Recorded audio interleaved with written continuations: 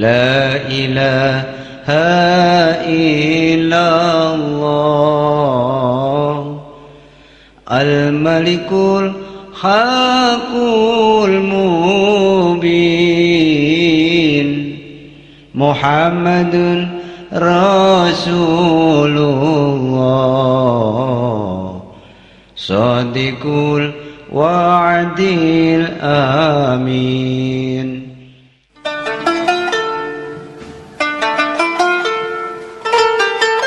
Nama Kiai Haji Wahab Hasbullah dan Jam'iyah Nahdlatul Ulama bagaikan dua sisi mata uang yang tidak pernah terpisahkan.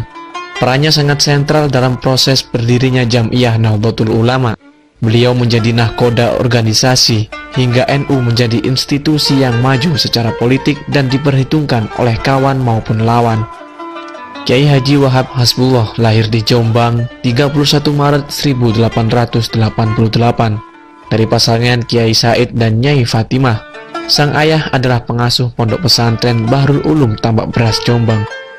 Pendidikan masa kanak-kanak ditempuh di sejumlah pesantren di Jawa Timur, antara lain pesantren Langitan Tuban, pesantren Mojosari Nganjuk, Tawangsari Surabaya, pesantren Bangkalan Madura, dan pesantren Tebu Ireng Jombang. Selepas dari pesantren di Tanah Jawa, tahun 1910, Kiai Haji Wahab muda melanjutkan pelajaran ke Makkah. Di sini beliau belajar kepada syekh dan ulama terkemuka, di antaranya Syekh Mahfud Teremas, Syekh Ahmad Khotib Minangkabawi, Kiai Bakir Yogyakarta, Kiai Muhtarom Banyumas, Kiai Asy'ari Bawean, dan Syekh Syahid Al-Yamani. Tahun 1914, Kiai Abdul Wahab Hasbullah kembali ke tanah air dan langsung bergabung ke tengah kancah pergerakan kebangsaan Indonesia.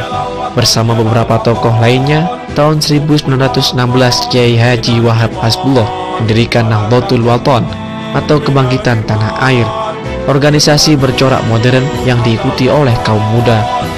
Tahun 1918 bersama Kiai Ahmad Dahlan Kebon Dalem Surabaya, beliau mendirikan Tasfirul Afkar, sebuah gerakan pemikiran yang mempertemukan kalangan modernis dan pesantren. Di tahun yang sama bersama Kiai Hasyim Asy'ari, Kiai Wahab Hasbullah mendirikan lembaga perekonomian yang dinamai Nahdlatul Tujar, yang berarti kebangkitan kaum pedagang.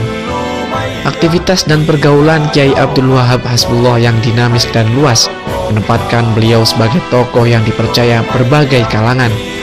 Ketika semenanjung Arab bergolak, Arab Saudi menjalankan suksesi, Ibnu Saud naik tampuk kekuasaan menjadi raja.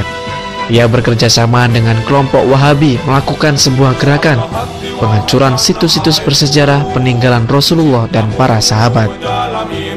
Para ulama Indonesia prihatin. Kiai Abdul Wahab Hasbullah bersama sejumlah kiai yang lain berangkat ke Arab untuk bertemu langsung dengan Raja Ibnu Saud. Atas restu Hadratus Syekh Hasyim Asy'ari, terbentuklah sebuah komite yang dinamai Komite Hijaz. Komite inilah yang menghadap langsung kepada Raja Arab Saudi. Di kemudian hari, organisasi ini menjadi embrio berdirinya Jam'iyah Nahdlatul Ulama. Ketika NU sudah berdiri, Kiai Wahab memanfaatkannya sebagai melalui garis perjuangan NU. Kiai Wahab dengan gigih berusaha mempertahankan kedaulatan Republik Indonesia yang belum lama diproklamirkan. Ketika Belanda hendak kembali menguasai republik ini, NU mengeluarkan resolusi jihad. Banyak barisan milisi yang terbentuk, seperti Hizbullah, Sabilillah. Kiai Wahab membentuk markas besar ulama Jawa Timur. Dalam panggung politik, Kiai Wahab Hasbullah mempunyai peran sangat penting. Beliau adalah salah satu tokoh di balik partisipasi NU sebagai partai di pemilu 1955. Bagi Kiai Wahab, politik adalah sarana, bukan tujuan. Dalam konteks ini, pilihan untuk masuk dalam barisan yang mendukung pemerintahan yang sah untuk menghindari perpecahan negara kesatuan Republik Indonesia. Pertimbangan politik Kiai Wahab bukan hitam putih. Semangat menjaga keutuhan dan persatuan negara Indonesia harus diperjuangkan terus-menerus.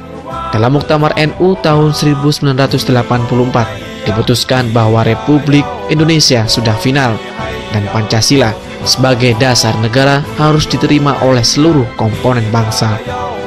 Tahun 2014, pemerintah mengukuhkan Kiai Abdul Wahab Hasbullah sebagai pahlawan nasional.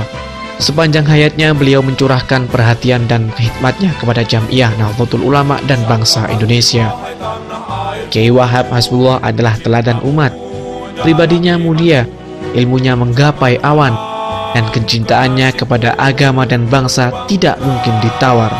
Kehidupan menjadi pelajaran sepanjang masa, baik sebagai pribadi muslim yang teguh bersama maupun sebagai anak bangsa yang mencintai negerinya.